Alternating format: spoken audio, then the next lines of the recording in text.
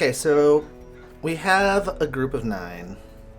I need to expand my roster, actually. I think expanding it first and foremost would be beneficial, so...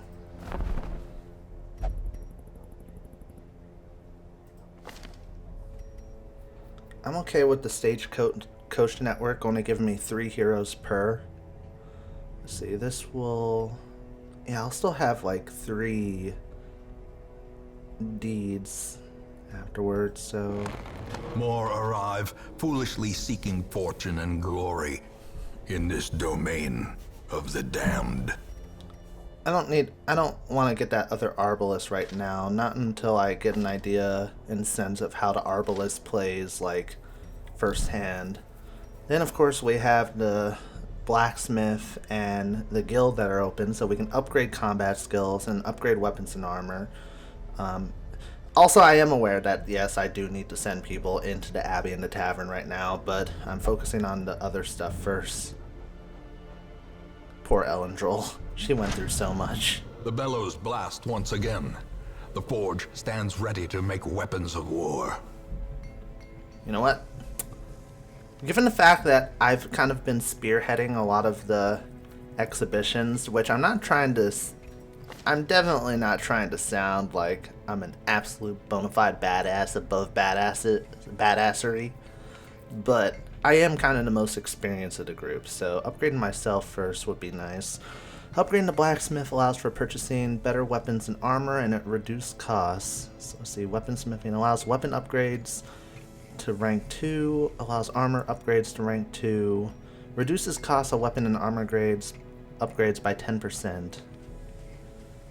Though that requires quite a few deeds, so let's start by dragging myself in here first.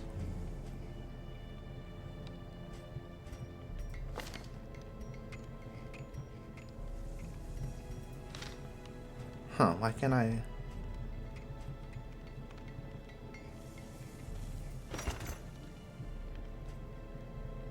Weaponsmithing level 1. Oh, I need to get the first level before I can even do anything. Well, in that case, I'll skip on doing that for now. Let's check the guild for... Make no mistake. We will face ever greater threats. Our soldiers must be ready. I can already tell there's going to be a lot of grinding that's going to be necessary. You know, for the big fights. I'm going to have to go back to earlier dungeons and stuff, which of course I'll do grinding for the most part off screen. Upgrading the guild allows for training of advanced ranks and hero skills. Allows skill upgrades to rank 2. Reduces the cost of skill training by 10%. Let's drag myself in here just to get an idea. Instructor Mastery level 1. That's the main thing. I can unlock these new abilities actually. And I can also get an explanation about like every class like in here. So let's see, Crusader, battle hardened and stalwart. The Crusader has held the front lines in 100 holy wars. He either attacks foes head on with righteous fury or embraces a melee support role by leveraging his powerful defensive buffs and off heals. See, so I have a battle heal ability. There's a holy lance that's, let's see, melee sends me forward 1. Oh wait, but I have to be in the back. So that's in case I get knocked to the back row, maybe, or if we get surprised and I end up in the back row, I could use this to launch myself forward, it would seem. It also does more damage against Unholy. And then an Inspiring Cry that heals stress, the torch, and health, so...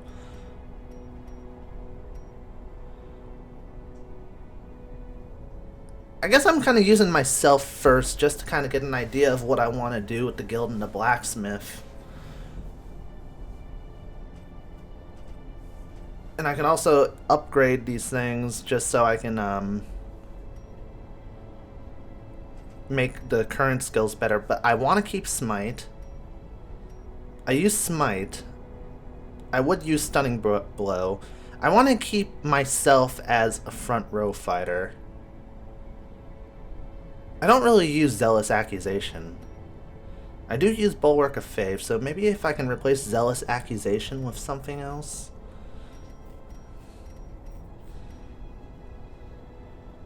Having Holy Lance would be good, actually. Heroes can only have 4 active combat skills at a time. Toggle the skills on and off to change your loadout, and watch how it changes the hero's positional strength in the display above. Okay.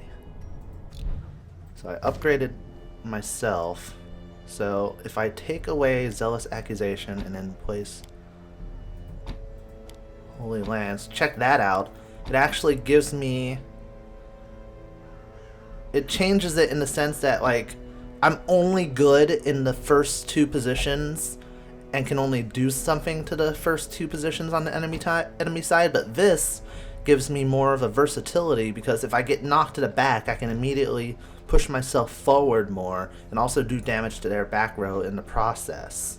So this could actually be really good for me. Of course, they're only rank 1 right now, so I think that's worthwhile. I'm trying to think about who I'm going to send on missions. So I need to send Kick, Aqua, and Elendril inside these areas. So where can I send them? Kick is paranoid, so maybe sending him to the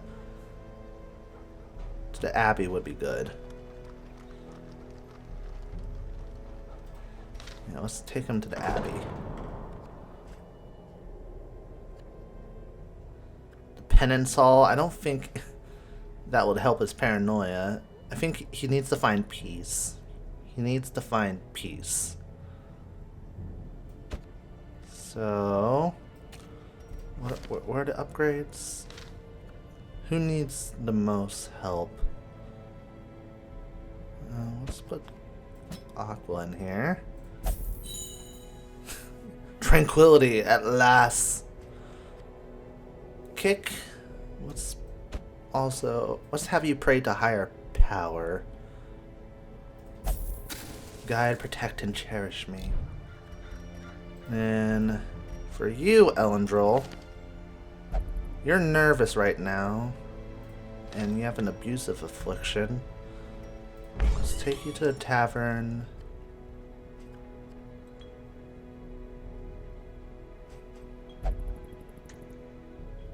Wow, Caretaker is finding himself some good old-fashioned enjoyment there.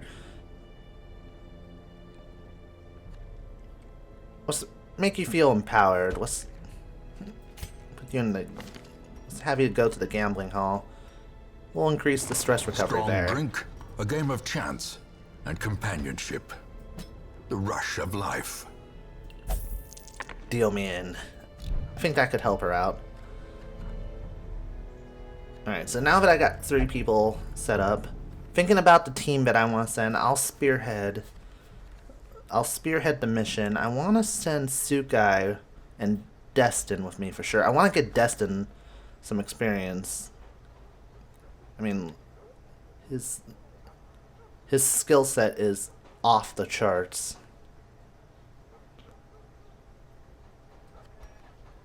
So, myself and him would be in the front line. Sukai would be in the 3rd position, so I need somebody who would be good in the 4th. So Capo is a choice. What are abilities at melee forward 1, grape shot blast? Dark wouldn't be really useful then. Lullaby. She can work from the back row.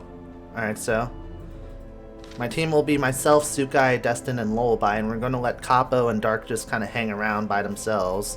They don't really have any stress that I need to have them go and like get stress relief or anything, so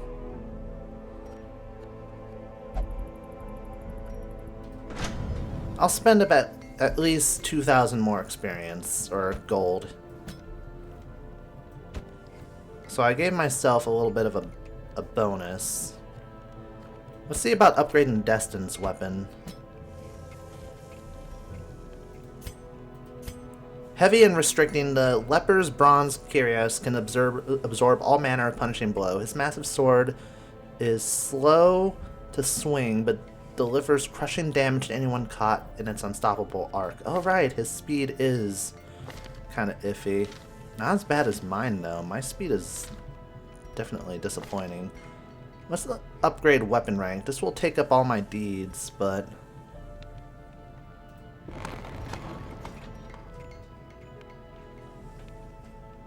Now the only thing I need to do... Oh, right. I need to get them to level 1 first before they can do any of that. Why don't I upgrade Sukai and myself then? See, so... This would turn my battered longsword into a regular longsword. Increase the damage, increase the crit base. Okay, do that. And Sukai. She's a Vestal.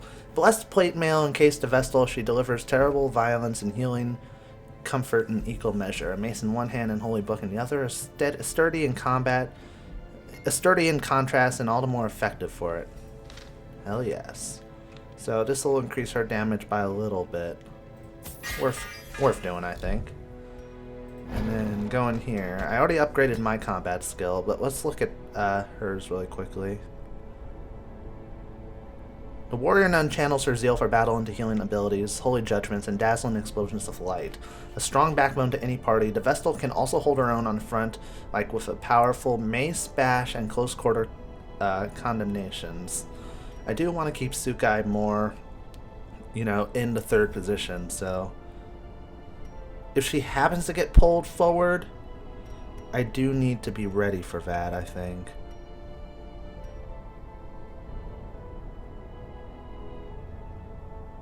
This makes an enemy do less damage, be less accurate, better against holy.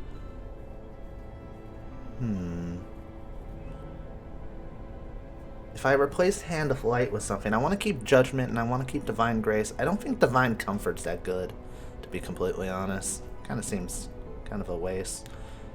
So let me get Hand of Light. And then let's replace that with that. Yeah, reduces her overall strength.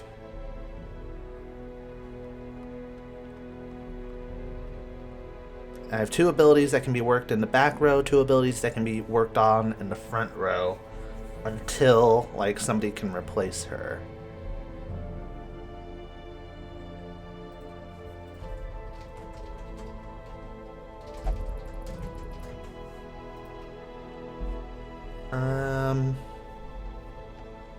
Yeah, that seems like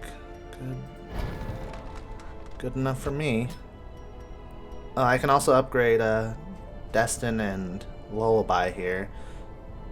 Leper is most effective when given a turn to focus himself before raising his blade. When he swings, it is all or nothing, crushing blows and massive damage or the empty whistling of a glancing blow. He is entirely self-sufficient, drawing strength from his life of trauma and able to channel it into heals, protection, or unrelenting fury. Alright, so let's see. I'm definitely keeping Chop. Definitely keeping Withstand.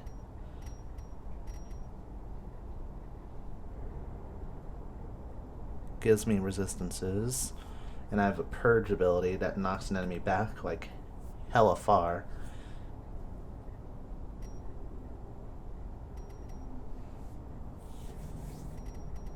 I think Destin's good. I don't need to do anything with him right now in the guild. A runaway turned soldier. The Arbalest is the definitive backline fighter. Okay, so my assumption was good. Able to rain suppressing fire down on enemies, snipe high-profile targets, and apply powerfully effective first aid. She is a rallying point, a turret, a beacon in the dark. I'm glad that I kind of figured out the class, like, intentions before I actually read this. Yes, maybe it was a little bit obvious, but, you know, I still feel happy with myself. So, keeping the sniper shot. Keeping the battlefield bandage. The rallying flare could be good just for bolstering my team.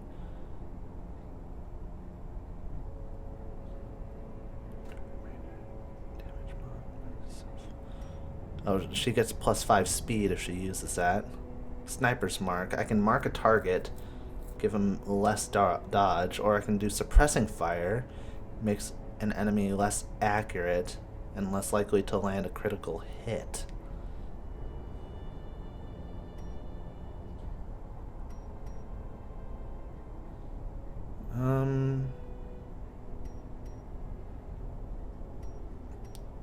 I think I want to mark.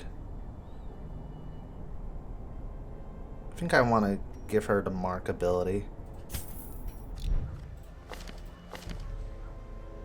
So, if I keep the sniper shot, keep the bandage, I would either get rid of the bola or the rallying flare.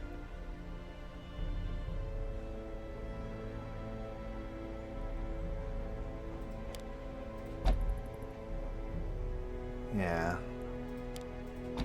This pretty much solidifies the fact that Lullaby has to stay in the back two positions.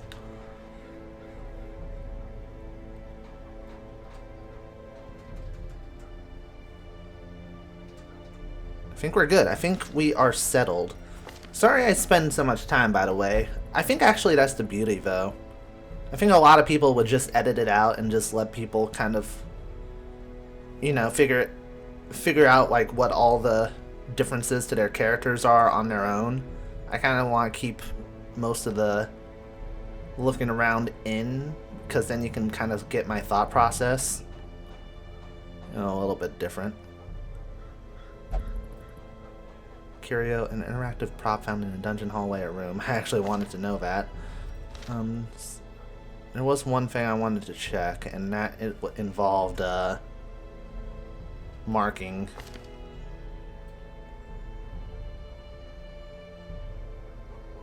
Does it say anything about marking? No, it doesn't.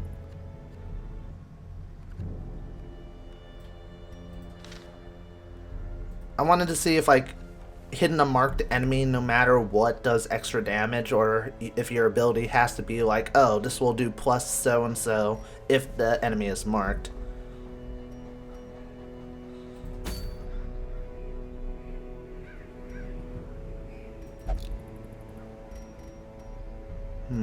What can I do? I want to upgrade something. I want to upgrade something while I can.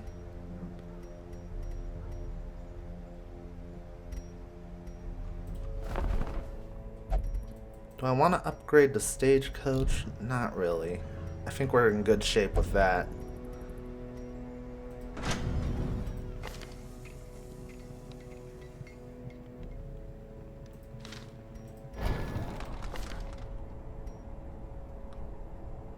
As well, this doesn't cost very much, so let's reduce the cost of skill training by 10%. A strict regimen is paramount if one is to master the brutal arithmetic of combat.